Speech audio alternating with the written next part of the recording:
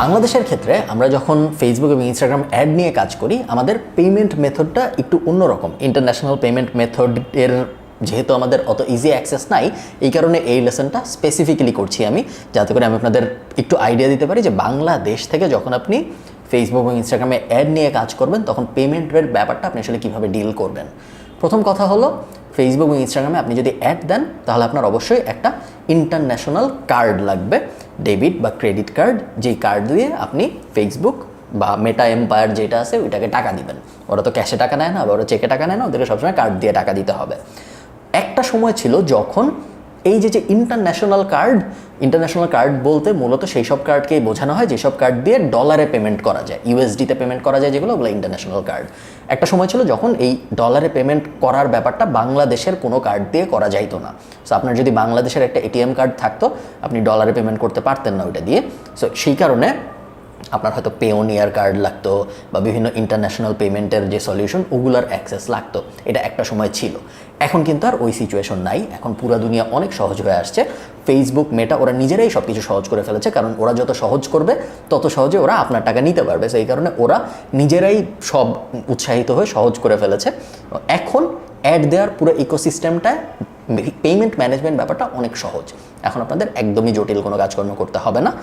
আপনার অবশ্যই একটা ডেবিট বা ক্রেডিট কার্ড লাগবে যদি আপনি টাকা দিতে চান ফেসবুককে। অনেক সময় যেটা হয়, আপনি যদি ক্লায়েন্টদের জন্য কাজ করেন তাহলে ক্লায়েন্টরা এই পেমেন্ট মেথডটা দিবে। সিস্টেমটা যেটা হয় সেটা হলো, ক্লায়েন্টরা অ্যাকাউন্ট ক্রিয়েট করবে, ক্লায়েন্টরা অ্যাড অ্যাকাউন্ট ক্রিয়েট করবে, ক্লায়েন্টরা ওই অ্যাড অ্যাকাউন্টে পেমেন্ট মেথড অ্যাড করবে, তারপরে ক্লায়েন্টরা পুরো জিনিসটার অ্যাক্সেস আপনাকে দিবে যাতে করে আপনি অ্যাড সাজাতে পারেন। বাট অ্যাডের বিল সরাসরি ক্লায়েন্টের অ্যাকাউন্টে যে কার্ড থাকবে ওই অ্যাকাউন্টের টাকাটা কাটতে থাকবে। আমি একটু পরে যখন আরও ডিটেইল আপনাদের দেখাবো কীভাবে ক্লায়েন্টের অ্যাকাউন্টের অ্যাক্সেস নিতে হয় না নিতে হয় ইত্যাদি, তখন আমি আপনাদের একদম ভেঙে দেখাবো যে কীভাবে অ্যাক্সেস নিতে হয়, কোন জায়গাটায় কার্ডের ইনফরমেশনগুলো বসে ইত্যাদি। বাট আপাতত একটু থিওরিটা বোঝার চেষ্টা করেন। যদি আপনার ক্লায়েন্টের অলরেডি ইন্টারন্যাশনাল কার্ড থাকে, সেই ক্ষেত্রে তো ক্লায়েন্টের কার্ডে ক্লায়েন্টের অ্যাড অ্যাকাউন্টে বসবে এবং তারপরে আপনি সিম্পলি ওইটা দিয়ে ওটার অ্যাক্সেস নিয়ে ওটা দিয়ে আপনি অ্যাড চালাবেন। সেক্ষেত্রে আপনার কিছু লাগতেছে না। বাংলাদেশের ক্ষেত্রে বেশিরভাগ সময় যেটা হয়, যেসব ক্লায়েন্টগুলো আসে তারা বলে যে ভাই তুমি তোমার কার্ড দিয়ে অ্যাড দাও, আমি তোমাকে বিডিটিতে পেমেন্ট করে দিব। এইরকম সিচুয়েশন যদি হয় সেই ক্ষেত্রে আপনার একটা ইন্টারন্যাশনাল কার্ড লাগবে। এবং ভিডিওর শুরুতে আমি যেটা বলতেছিলাম, ইন্টারন্যাশনাল কার্ড খুব বেশি জটিল ব্যাপার না। প্রায় সব ব্যাংক, বাংলাদেশে এখন যত ব্যাংক আছে, স্পেশালি যত প্রাইভেট ব্যাংক আছে, প্রায় সবাই এখন ইন্টারন্যাশনাল কার্ড দেয়। নামই ইন্টারন্যাশনাল কার্ড, বাট তার মানে এই না যে এটা ইন্টারন্যাশনাল দেখতে কোনো কার্ড। আপনার নর্মাল কার্ডই বেশিরভাগ সময় ইন্টারন্যাশনাল কার্ড হিসেবে কনভার্ট হয়ে যায়। কোনো ব্যাংকের কিছু স্পেসিফিক কার্ড আছে যেগুলো ওরা বানিয়েছে এই পারপাসে। যেমন ইবিএল ব্যাংক, যেটা ওদের একটা কার্ড আছে যেটার নাম হলো ইবিএল অ্যাকুয়া। ওই কার্ডটার কাজই ওটা দিয়ে ডলারে পেমেন্ট করা যায়। ডাচ বাংলা ব্যাংকের একটা আছে যেটার নাম হলো ডাচ বাংলা ফরেন সার্ভিসেস, এরকম কি জানি একটা, এবং ওটার কাজই এটা যে আপনি ওটা দিয়ে বিদেশি টাকায় কাজ করতে পারবেন। আপনার কাজ যেটা হবে, আপনি সিম্পলি আপনার ব্যাংককে ফোন দিবেন, আপনার যদি কোনো ব্যাংক থেকে থাকে, এখন যদি না থেকে থাকে সেক্ষেত্রে আমি অনেকদিন ধরে ইবিএল ব্যবহার করছি, ওটা করতে পারেন। বা আপনার যেই ব্যাংক পছন্দ আপনি ওই ব্যাংকে যেতে পারেন।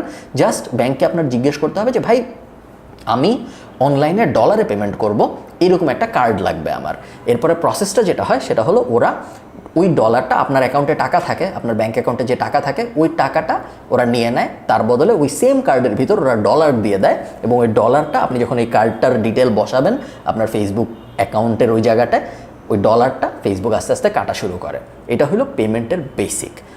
একদমই জটিল ব্যাপার না, আমি আবারও বলতেছি। এখনও অনেক মানুষ আছে যারা অন্য মানুষকে খুঁজে পেমেন্ট প্রসেস করার জন্য, যে ভাই তুমি কি আমার হয়ে ফেসবুকের পেমেন্টটা দিয়ে দিবা, বা তোমার কাছে কি ফেসবুকের পেমেন্ট দেওয়ার কোনো উপায় আছে। এখন কিন্তু আমরা ওই যুগে নাই।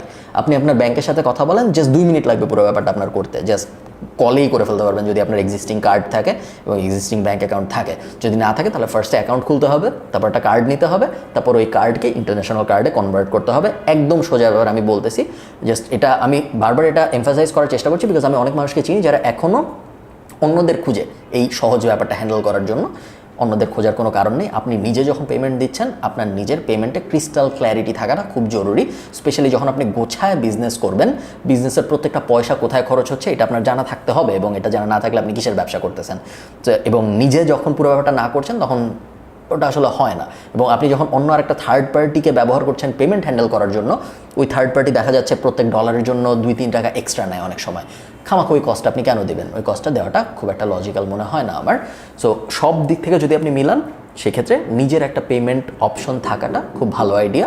অপশন 1 হইল ব্যাঙ্কগুলোর সাথে কথা বলে সলভ করা, আর অপশন 2 হইল যদি আপনার পেওনিয়ার টাইপ কিছু থাকে সেক্ষেত্রে ওই ইন্টারন্যাশনাল পেমেন্ট গেটওয়েটা ব্যবহার করা।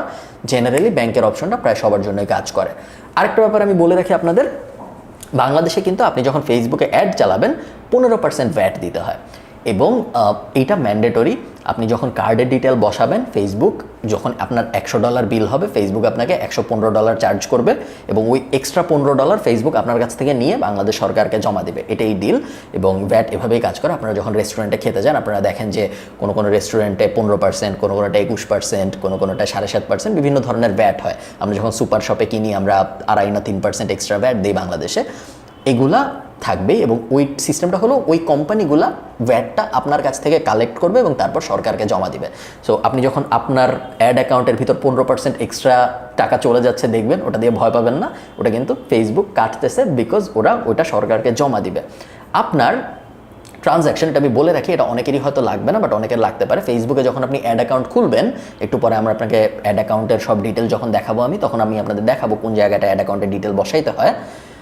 আপনার অ্যানুয়াল টার্নওভার বা অ্যানুয়াল রেভিনিউ যদি 30 লাখ টাকার কম হয়, তাহলে আপনার জন্য বিআইএন নাম্বার ম্যান্ডেটরি না। বিআইএন নাম্বার, বিআইএন কথাটার মানে হলো বিজনেস আইডেন্টিফিকেশন নাম্বার। এই নাম্বারটা যদি আপনি দেন, তার মানে হইল আপনি নিজের ভ্যাট নিজে দিবেন। তার মানে তখন ফেসবুক আপনার কাছ থেকে ওই 15% এক্সট্রা চার্জ করবে না, আপনি নিজের ভ্যাট নিজেই দিবেন বলতেছেন। নিজের ভ্যাট নিজে দিতে পারার জন্য বিআইএন নাম্বার লাগে। বিআইএন নাম্বার কীভাবে নিতে হয়? আপনি যেভাবে ট্রেড লাইসেন্স নেন এনবিআরের কাছ থেকে, national board of revenue, nbr.gov.bd, এই ওয়েবসাইটে যদি আপনি যান, আপনি দেখবেন খুব ক্লিয়ারলি বলা আছে কীভাবে বিআইএন নাম্বার নিতে হয়। বিআইএন নাম্বার যদি আপনার থাকে, সেই ক্ষেত্রে আপনি সরকারকে বলছেন যে ভাই আমি আমার ট্যাক্স নিজে দিব, অন্য কোনো কোম্পানিকে আমি এক্সট্রা টাকা দিব না, আমার যে ভ্যাট আছে, ট্যাক্স না ভ্যাট আছে যেটা, ওই আমার ভ্যাট আমি নিজেই দিব। সো আমি $100 খরচ করছি, এটার জন্য $15 ভ্যাট হয়েছে, এটা আমি আমার যে ভ্যাট উইন্ডো, ওই উইন্ডোর মধ্যে তোমাকে বুঝাই দিব। সো ওটা বুঝাই দেওয়ার ওই পুরো ব্যাপারটা করার জন্য বিআইএন নাম্বারটা লাগে। একটা ছোট্ট ইনফরমেশন আমি আপনাদের দিয়ে রাখি, 30 লাখ টাকার যদি কম হয় রেভিনিউ, তাহলে বিআইএন নাম্বার লাগে না। 30 লাখ থেকে যদি 80 লাখ টাকা হয়, তাহলে 3% দিতে হয় মিনিমাম, এবং 80 লাখ টাকার বেশি যদি হয় তাহলে 15% দিতে হয় মিনিমাম। সো এই ব্যাপারগুলো একটু মাথায় রাখবেন। আমি জানি বেশিরভাগ আপনারা যারা এই ভিডিওটা দেখছেন, আপনাদের জন্য এই ব্যাপারটা এই সময়ে অ্যাপ্লিকেবল নাও হইতে পারে, বাট যেহেতু আপনারা অনেকেই ক্লায়েন্টদের সাথে কাজকর্ম করবেন সামনে, এবং ক্লায়েন্টরা অনেক সময় জিজ্ঞেস করতে পারে যে, স্পেশালি যখন আপনি ক্লায়েন্টদের পেমেন্ট মেথড ব্যবহার করবেন, তখন ক্লায়েন্টরা জিজ্ঞেস করবে যে বিল আসছে $100, $115 কেন চলে গেল, বা আমার তো বিআইএন নাম্বার আছে তারপরেও কেন 15% এক্সট্রা নিল। ওরকম অনেক সিচুয়েশন চলে আসতে পারে, যে কারণে এই ব্যাপারগুলো জানা থাকা জরুরি। এবং at the end of the day আমি চাচ্ছি আপনি একটা প্রপার অ্যাড এক্সপার্ট হন, এবং প্রপার অ্যাড এক্সপার্ট হওয়ার জন্য ফ্রন্ট এন্ডের জিনিসপত্র তো জানা লাগবেই, ব্যাক এন্ডের ইকোনমিক্সগুলো জানা থাকা জরুরি।